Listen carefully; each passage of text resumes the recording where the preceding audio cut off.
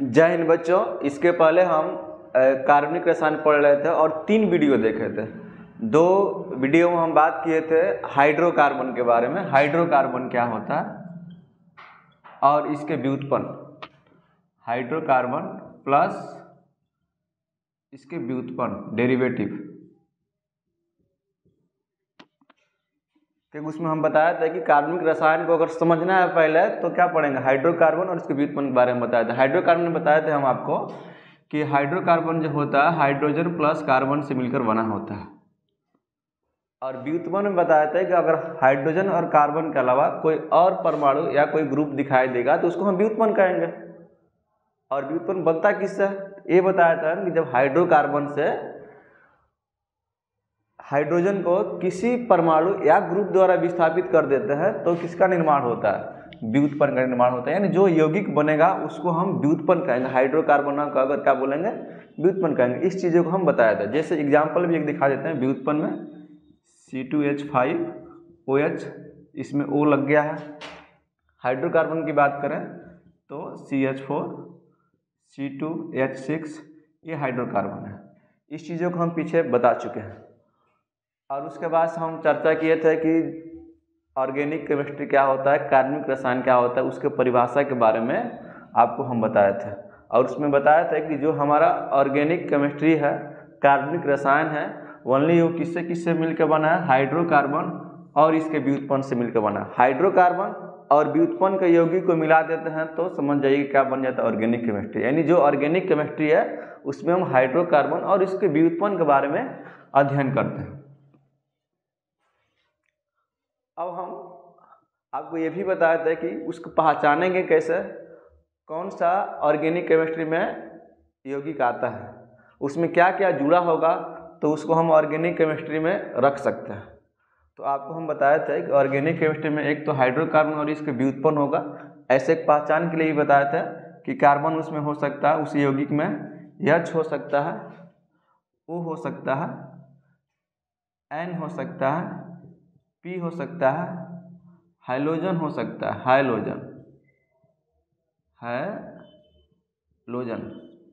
Halogen के X से लिखे थे। इसमें बोले थे कि ऐसे इसके 6 हैं, 6 में से आपको 4 याद करना है, फ्लोरीन, क्लोरीन, ब्रोमीन, आयोडीन, और एक बताया था आपको ये S, सल्फर। ट्रिक भी बताया था कि ट्रिक को याद करना है, CS से कहो ना, कहो, आयन से ना, और P से प्यार, है से हाइलोजन से है लिखे थे, कहो ना प्यार किससे है, सनम से। सनम से बोले थे सल्फर याद करना है। तो किसी कार्बनिक यौगिक में इतनी चीजें रह सकती है, C हो सकता है, H हो सकता है, O हो सकता है, N हो सकता है, P हो सकता है, हाइलोजन हो सकता है, हाइलोजन में फ्लोरीन, क्लोरीन, ब्रोमीन, आयोडीन और सल्फर हो सकता है। अब इसके अलावा क्या क्या होगा, तो इसके अलावा हो सकता है कुछ मेटल। अब मेटल में क्या क्या याद रखना है, तो कोबाल्ट हो सकता है, लोहा हो सकता है, मैग्नीशियम हो सकता है, जिंक हो सकता है, सोडियम हो सकता है, कॉपर हो सकता है, लेड हो सकता है, PB, ETC। इसके अलावा भी कार्बनिक यौगिक में भाग लेते हैं। फिर ध्यान से सुनिए, इस सब चीज़ों के अलावा कुछ धातुएं भी होती है जो कार्बनिक यौगिक का निर्माण करती है। CO कोबाल्ट, Fe का मतलब लोहा, Mg का मतलब मैग्नीशियम, Zn का मतलब जिंक होता है, Na का मतलब सोडियम, Cu का मतलब कॉपर, Pb का मतलब लेड। अब हमको देखना है कि क्या कार्बन जिसमें लगा होगा उसको हम कार्बनिक में ही डालेंगे, नहीं तो ऐसा नहीं। कुछ चीज़ें जो है नोट में याद रखना है कि उसमें कार्बन तो होता है लेकिन वो कार्बनिक नहीं होता, अकार्बनिक होता है। जैसे कार्बन के oxide, monoxide, carbonate, bicarbonate, sulphide, metal, cyanide और कार्बाइड को छोड़कर इन सब को किस में रखते हैं, अकार्बनिक यौगिक के श्रेणी में रखा जाता है। इतने छोड़कर नहीं, इन अन्य सभी को किस में रखते हैं, छोड़कर नहीं, इसको लेकर ये जितना दिखाई दे रहे हैं सब के सब किसके अंदर आते हैं, अकार्बनिक यौगिक की श्रेणी में रखा जाता है। जैसे बात कर लेते हैं यहाँ पर CO2। देखने से लग रहा होगा इसमें कार्बन है, तो क्या कार्बन है तो ये कार्बनिक होगा?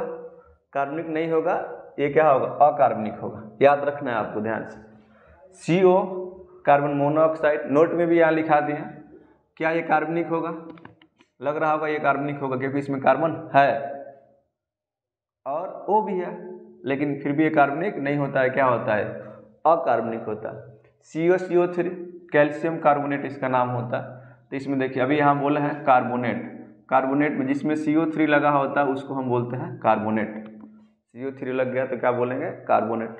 तो क्या ये होगा कार्बनिक? ये भी कार्बनिक नहीं हो, क्या होगा? अकार्बनिक होगा। जितना एग्जाम्पल यहाँ से लिखे हम सब के सब क्या होते हैं? अकार्बनिक। इसका नाम होता है कैल्शियम बाइकार्बोनेट। जिसमें HCO3 लगा होगा, HCO3 को बोलते हैं बाइकार्बोनेट। ये कार्बन सल्फाइड वाला है।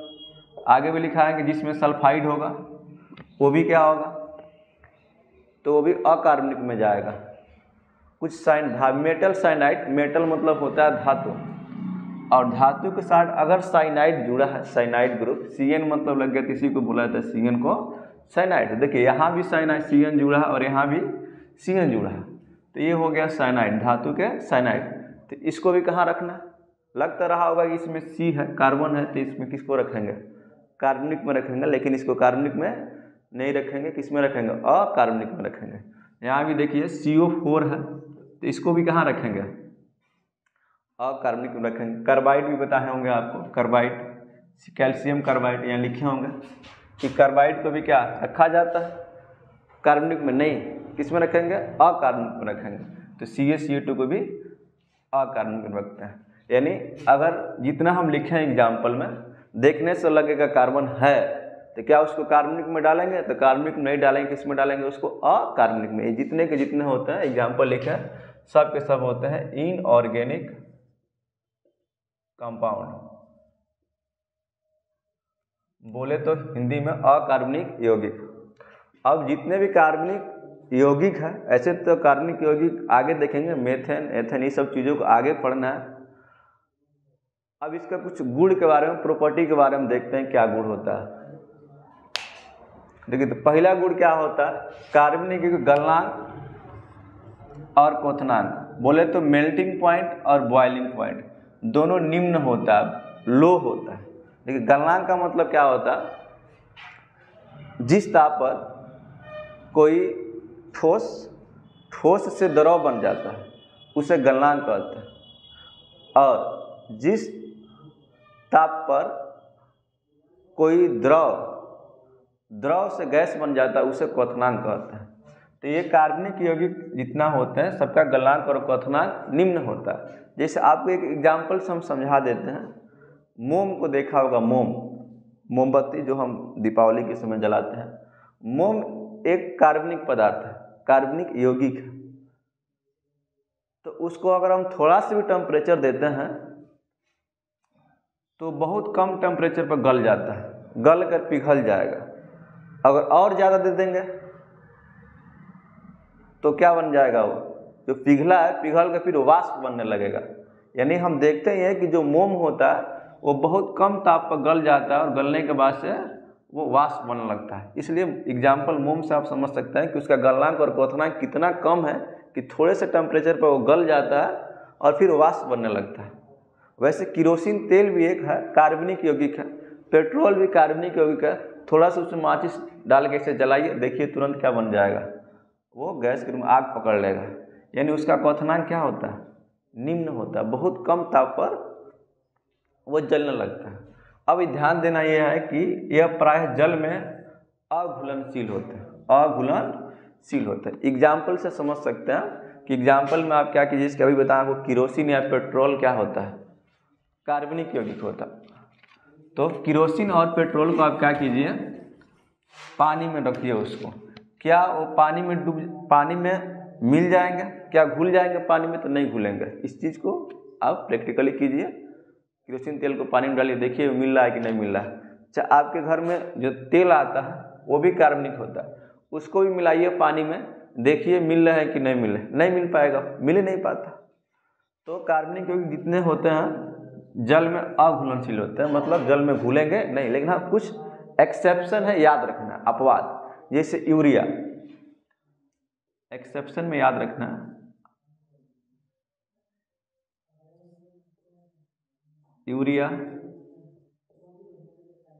यूरिया एक कार्बनिक पदार्थ, ग्लूकोज, यूरिया ही ऐसा पहला कार्बनिक यौगिक है जिसको प्रयोगशाला में होलर ने तैयार किया था। यूरिया हो गया, ग्लूकोज हो गया। ग्लूकोज तो आप देखे होंगे पानी में डालकर वो घुल जाता है।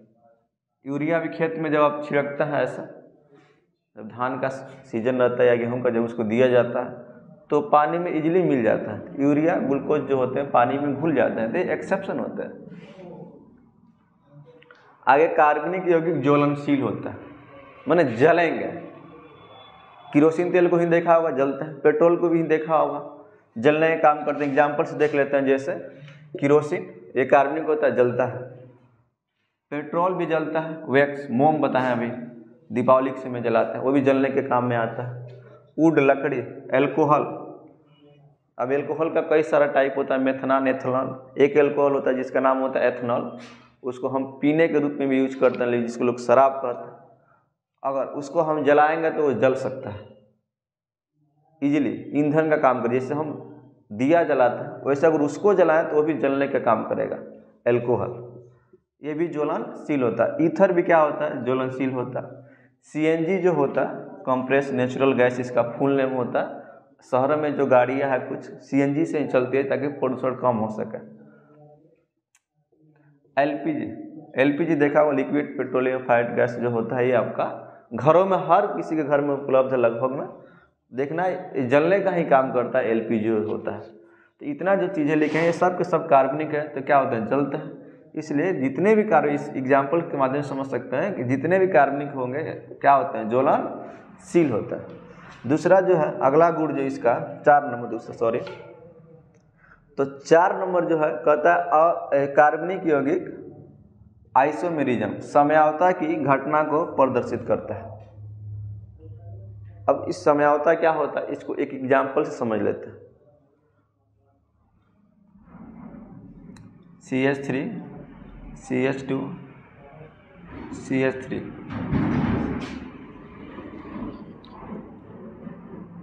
अगर इसका हम बात करें नॉर्मल, क्या, एक सेकंड इसको और एक बढ़ा देते हैं, रुक जाए एक सेकंड, CH3 इतना कर देते हैं। कहें कि इसका नाम क्या होगा, तो नाम इसका देखिए 1 2 3 4 है, तो इसको बोल सकते हैं ब्यूटेन, बोल सकते हैं नॉर्मल ब्यूटेन। लेकिन इसी को अगर ऐसे हम कर देते हैं,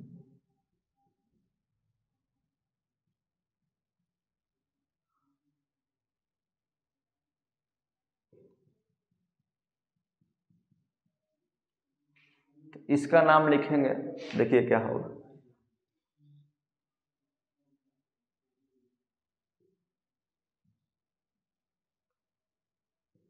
थ्री। इसका नाम होगा 2 मेथाइल, कितना कार्बन है, 1 2 3 मेथेट-प्रोपेन। ये आईपीएससी नाम है। जब हम आगे आईपीएससी नाम पढ़ाएंगे, नमक लेक्चर, तो हम बताएंगे आपको कैसे लिखते हैं। अभी इतना देखिए, समयावता उसे कहते हैं अणु सूत्र समान हो लेकिन संरचना सूत्र अलग अलग हो। फिर ध्यान दिए, अणु सूत्र समान हो, संरचना सूत्र अलग अलग हो। इसमें कितने अणु हैं कार्बन के, 1 2 3 4 अणु हैं कार्बन के। हाइड्रोजन है 3 3 2 5 5 2 7 7 3 10, यानी इसको बोल सकते हैं तो C5H10 है। इसको भी गिनेंगे तो वही होगा 1 2 3 1 सॉरी वो नहीं 5 उल्टा गिन दिया, C4H10, 4 ही है कार्बन, 1 2 3 4 और H जो है 10 है। इसमें भी वही होगा C4H10। कार्बन कितना है, 4 है, हाइड्रोजन कितना है, 10 है। तो दोनों का अणु सूत्र क्या है, अणु सूत्र सेम है। इसका भी अणु C4H10 है, C4H10 है। लेकिन हम क्या देखना है, जो संरचना सूत्र है वो दोनों अलग अलग है। देखिए इसका संरचना क्या है, इसका जो कार्बन चयन है सीधा है, लेकिन इसका कार्बन चयन सीधा नहीं है। इन दोनों का संरचना सूत्र अलग अलग है, लेकिन अणु सूत्र समान है, इसी को बोलते हैं समयावता। तो जो कार्बनिक यौगिक होते हैं समयावता की घटना को प्रदर्शित करते हैं। अगला, जो कार्बनिक यौगिक होते हैं रासायनिक संयोग का नियम का पालन नहीं करते। 11 में पढ़ा होगा रासायनिक संयोग का नियम, तो उस नियम पर क्या होते हैं, ये लागू नहीं होते हैं। और दूसरा चीज, ऑर्गेनिक कंपाउंड, कार्बनिक यौगिक कंपाउंड का मतलब यौगिक होता है। कार्बनिक यौगिक रिएक्शन जो होता है स्लो होता है और कॉम्प्लेक्स होता है, बोले तो जटिल होता है और धीमा होता है। रिएक्शन जो है आगे जो वीडियो में, अभी तो खैर टाइम लगेगा इस चीज़ को रिएक्शन पढ़ने में, पहले तो आईपीएससी नाम पढ़ेंगे, उसके बाद से रिएक्शन आएगा तो हम बताएंगे कि किस तरह स्लो होता है और ये जिसका जो रिएक्शन होता है कॉम्प्लेक्स होता है। उम्मीद करते इतना चीज़ों को आप समझे होंगे। इसके बाद फिर कुछ पार्ट को पढ़ना है, इसमें आगे भी पढ़ना है। अभी अब तो कार्बन का कुछ टाइप पढ़ाएंगे आपको, तो वो पढ़ना है 1 डिग्री कार्बन, 2 डिग्री कार्बन। फिर उसके बाद से कुछ आईपीएससी नाम वगैरह पढ़ना है। तो फिर इसके बाद से अगले वीडियो में मिलेंगे। बड़े